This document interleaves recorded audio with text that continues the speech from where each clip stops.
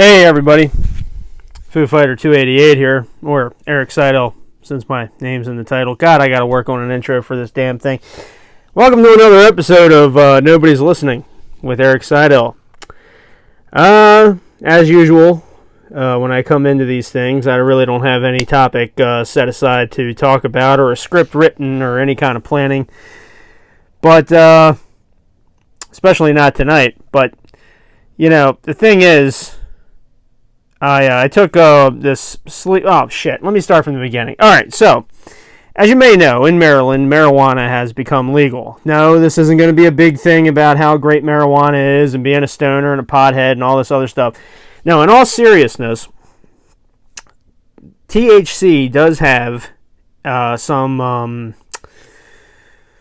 qualities for some people. In my case, I have a hell of a time getting to sleep. So I get these edibles from the local dispensary, which is great. I just go right down the street and around the corner, and it's, you know, right there. And I go in there, and then for $20, I got like a solid 10 nights of sleep. Those for those nights where I can't get to sleep. So I popped one of those about, 20 minutes ago, and they're not kidding on the package when they say it takes about 45 minutes to an hour for them to kick in.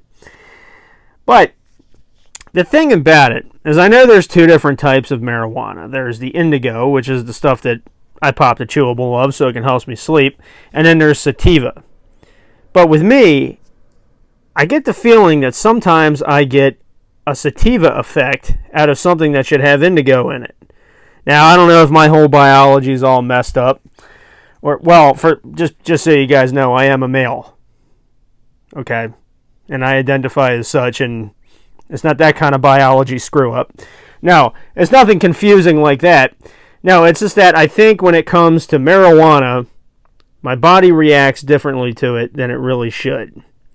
Now, if you think the next 13 minutes of rambling is going to be due to that, well, no, if you're not familiar with this show, it's just rambling in general. Though I do think the sativa might help. I mean, the indigo, or whatever the hell's in it. The CBN, or whatever. But anyway, yeah. So, let's just see how this goes.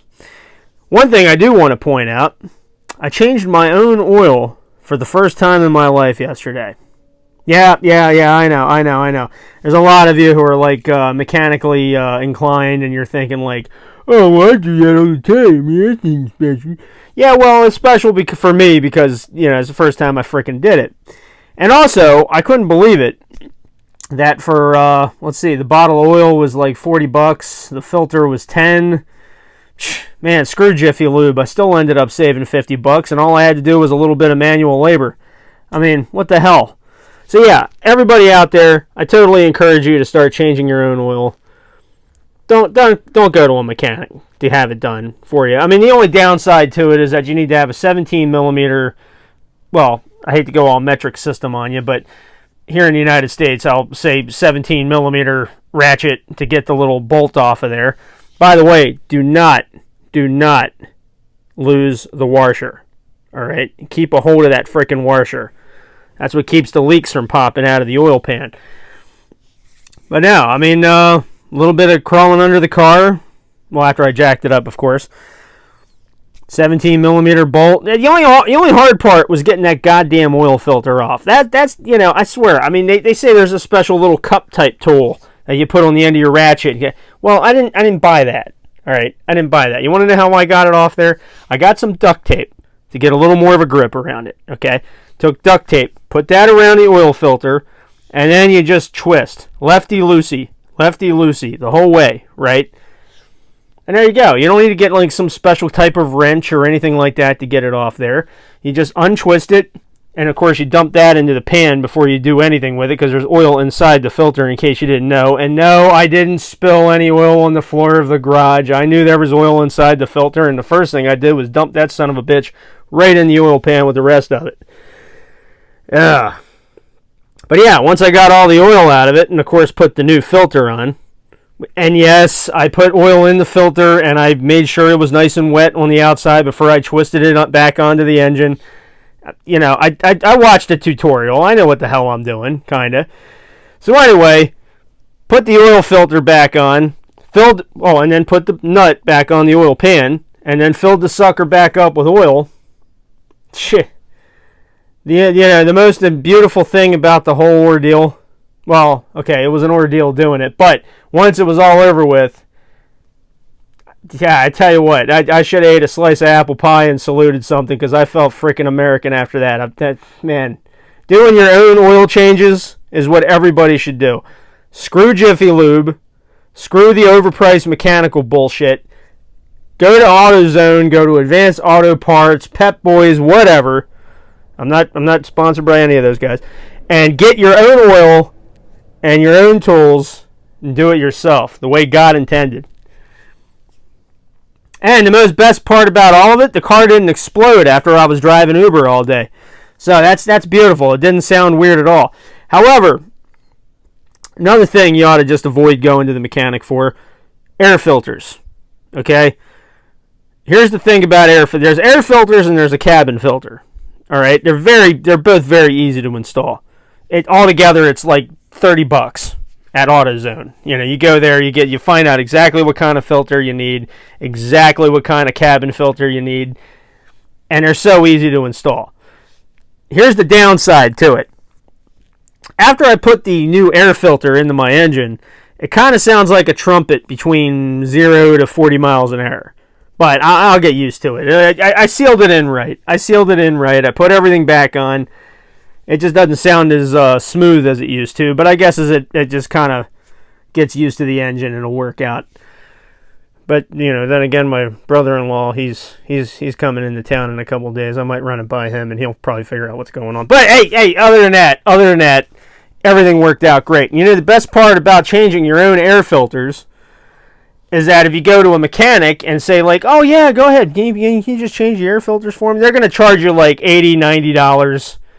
It's bullshit. It really is. They'll charge you $150 if you have to change both the cabin and the air filter, right? But here's what you do. You go to AutoZone, you get a YouTube tutorial, and for, $40, you'll save $110. So there's the, for all you folks out there that like to save money and, do math and shit, there you go. That's that. I gave you a chubby. You're welcome. Now, the next little order of business I got to do is a radiator flush. I don't have the funnel to do that just yet. I want to get that special little funnel. I ordered it on Amazon a couple days ago. It'll be here tomorrow. But I'll let you guys know how that works. But, yeah, I'm going to start doing my own car work. And eventually, at some point, when I get around to having the actual frickin' time to do it, I'll do a couple of videos about, related to rideshare and gig work that'll, talk about all that once I get around to actually doing that series, because I've been working like a friggin' dog all these couple of days to pay bills. So, I'll get around to that. But, one thing's for sure, when it comes to the little stuff like oil changes and air filters, do it yourself. Just do it yourself. Just make sure you Google all the right parts, and yes, I Googled all the right parts. Everything's fine. Yeah. Okay, we got dead air. What the hell Oh, hey, you know what? This is the perfect time of the episode to do the In the News segment. Let's see what's going on out there in this crazy-ass world of ours. What do we got here? What do we got? Oh, Jesus.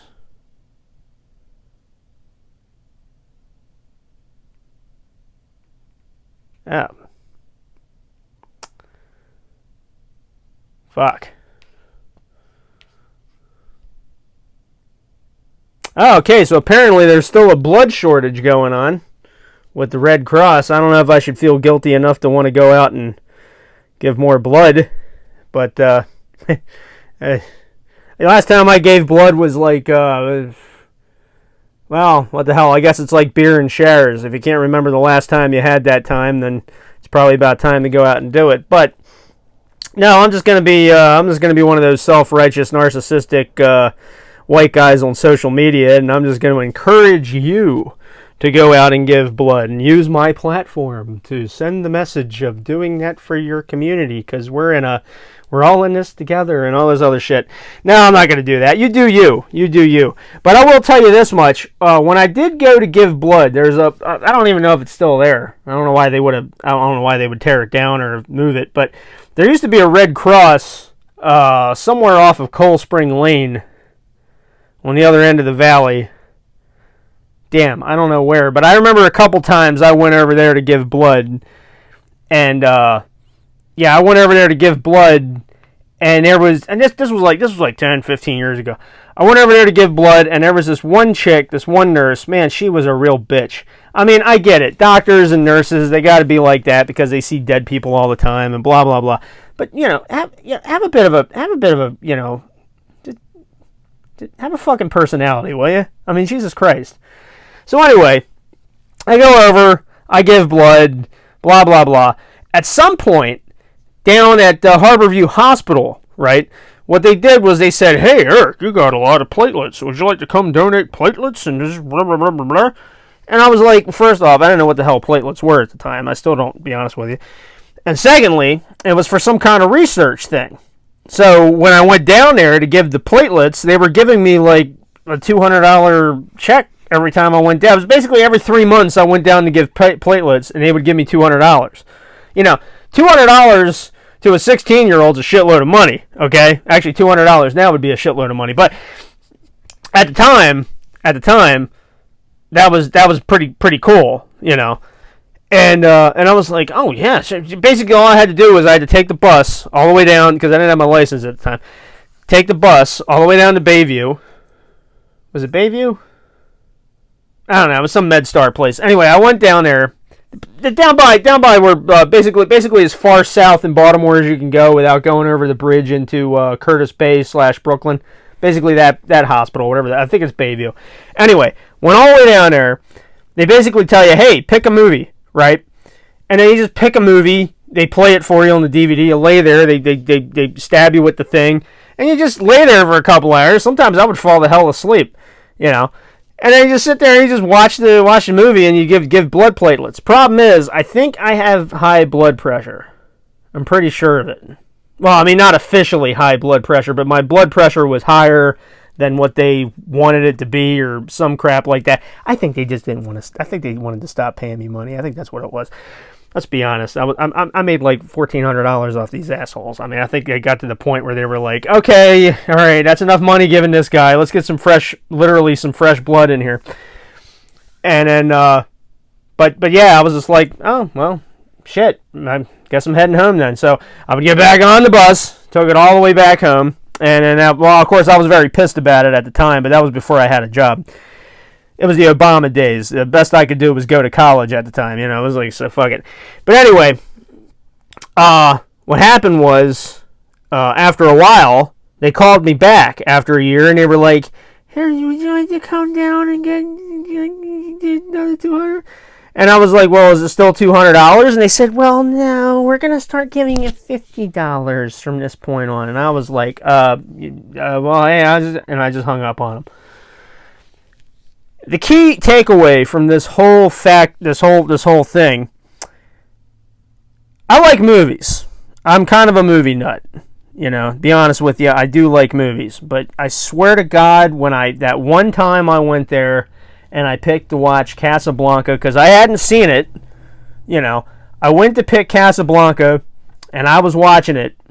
And I swear about 20 minutes in, I passed out and I fell asleep. Now, hold on. Now, don't give me a second here. First off, every movie Humphrey Bogart has ever played in has been absolute class. Great. Well, I mean, not every movie. His earlier movies were kind of shit, just like every other star that's, up and coming. But Casablanca, for some reason, is so talked about and is so well known and is so parodied that I guess I just couldn't get into it. It's like I felt like I kind of had seen the movie before I watched it. You know what I mean? It was like that kind of exposure to it. So what I ended up doing was falling asleep, and I kind of woke up at some point. One of these days, I'm going to go watch it. I'll go watch it. I'm not saying it's a boring movie. I think maybe I was just really sleepy that day. I don't know what the hell it was, but I just fell asleep watching it. Oh, apparently the World Health Organization is saying that there's... Oh, rabies. Is it a rabies outbreak? Is it a zombie apocalypse? Are we all going to die? Oh my God. That'd be great. Well, anyway, that's after 15 minutes. I'll leave it on that note. Have a good night, everybody, and thanks for not listening.